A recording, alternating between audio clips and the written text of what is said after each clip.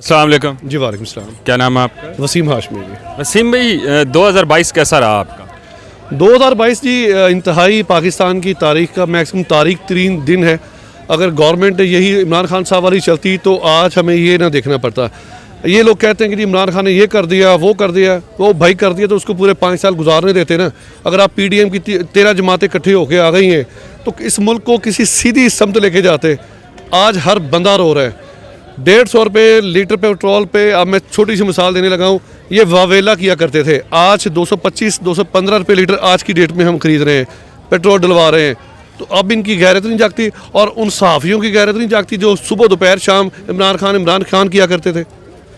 ये बताएं कि इस मुल्क को ठीक कौन करेगा? इस मुल्क को ठीक डंडा फौजी?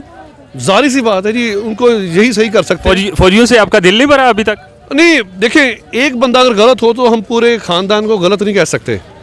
अगर कोई क़यादत गलत आई है तो जारी सी बात है उससे नीचे वाले बंदे और भी बहुत है। अभी बड़ी उम्मीद है जनरल साहब से, हाफ़िज़ साहब है माशाल्लाह, तो अल्लाह ताला उनके सीने में माशाल्लाह कुरान है।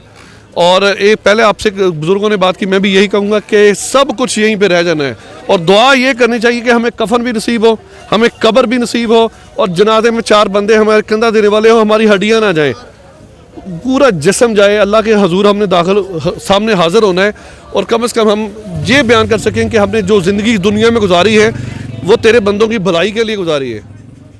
बहुत शुक्रिया आपका।